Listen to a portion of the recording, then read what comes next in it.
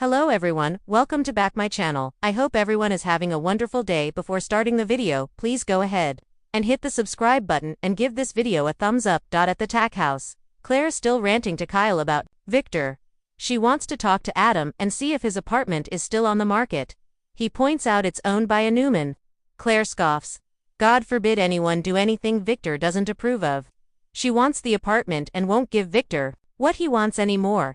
Kyle loves that Claire wants them to live together but warns against making her family choose sides. She says that's on Victor, and declares she's wiping the chess pieces off the board and flipping the table. Kyle smirks. I'll call Adam now. First, Claire wants to know what happened between him and Audra in Nice. Irritated, Kyle admits he was in Audra's sleeping car. He explains she wanted Claire to doubt him. Claire wonders why Audra wants to stir up trouble. Kyle rolls out the old, "It's complicated." Claire assures him she can handle it. He reluctantly tells her that Victor funded Audra's company because she promised to break them up. Claire's taken aback, yet not surprised at all, and declares it's unthinkable. When asked about the real plan, Kyle admits, "To seduce me." Claire gasps. Was Audra willing to blow up her relationship with Nate? Kyle can't say. She makes Kyle swear nothing happened between them. Conveniently leaving out the makeout sesh with his ex, Kyle promises he wouldn't betray her. She is all he wants in the world. Claire still wants to know what happened.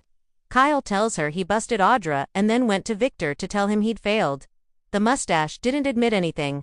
Claire marvels that her grandfather was willing to see her suffer to win. She wants a home with Kyle and Harrison, and will show Victor just how invincible their relationship is. She rants about Audra, and Kyle warns she may be out for revenge. Claire will enjoy making sure she backs the hell off. She has no idea who she's up against. She snarls, "Will Audra talk Victor around?" At the ranch, Victor tells Audra to show herself out, but as the third woman to stand up to him on the day of Cole's memorial.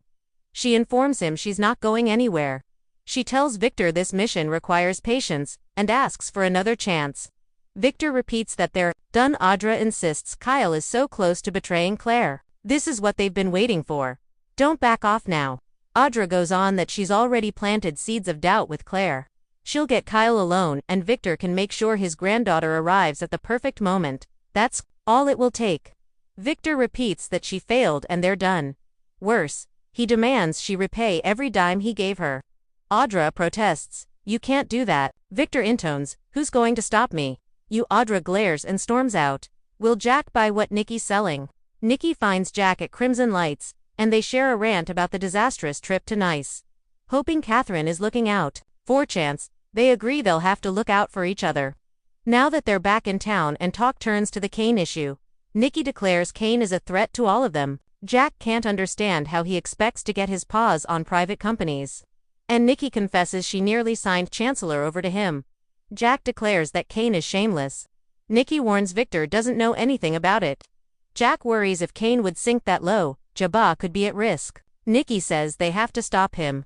Maybe the Abbotts and Newmans could become allies. Would he consider teaming up with Victor to bring Kane down?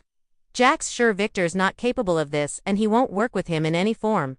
Nikki argues that Kane is the real threat right now. Jack will figure out unsavory alliances if and when the time comes. Nikki and Jack are admiring photos of Harrison when Audra arrives.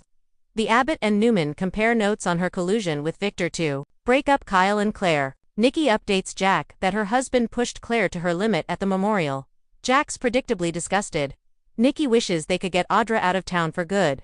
Audra overhears and informs her she won't be chased out of Genoa City. Not now, and not ever. Nikki stands up to needle Audra for feeling hard done by and warns, "Life won't be very pleasant for you here." With that, she walks out. Jack confronts Audra for targeting Kyle and Claire's relationship for money. Audra mocks him for spoiling his son and painting her as the terrifying villain. He tells her she's shameless, but Audra says they're the shameless ones. They just hide behind their money. What is it he really hates? Her actions, or that when he looks at her, he sees what he'd be if he also came from nothing? Can Billy get past his hurt feelings? In the club suite, Billy demands answers from Jill, who shames him for the gazillionth time by reminding him that his nephew, Nina's only son, just died, and he hasn't even said his name. Billy says he was with Chance when he passed. He died protecting Lily.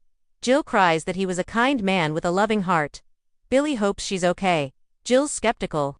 He didn't even call her when it happened, yet he's calling her now about Kane's alias. It was Kane who called her when Chance passed, not her son.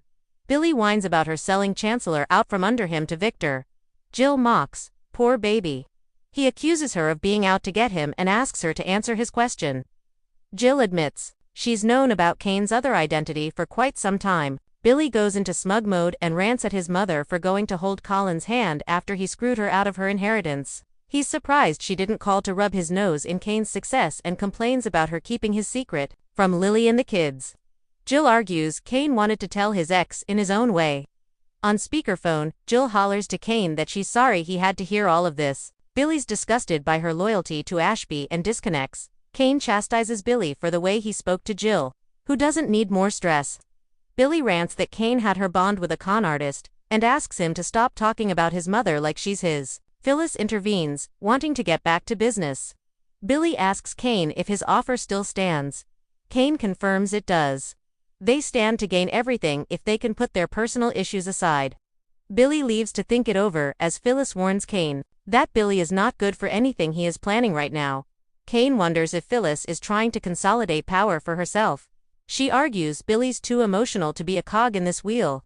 Kane thinks this is payback because Billy let her go. Phyllis denies it and warns that Billy can't take orders from anyone and isn't a team player. They debate this until Kane points out Billy brought him a toy train. He's thoughtful. Kane thinks he'd be an asset, and if he's on board, he can help him and Jill reconcile.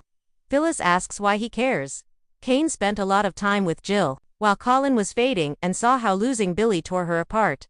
Now, she's lost her grandson and needs her son. One day he'll hate himself for the time he's wasted.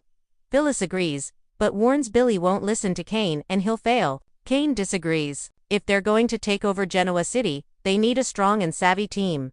Phyllis confirms she's in. He says, "Good, then leave Billy to me." Billy and Victor square off. Billy rolls up to the bar in society and spots Victor. They trade insults and Victor remarks on a good man like Chance being gone while Billy Boy's still there. Billy warns he might become a bigger thorn in his side soon. That'll be fun. Victor says if Billy's a thorn, I have a hatchet. Thanks for watching this video, and please subscribe our Update World 24 YouTube channel for more update news.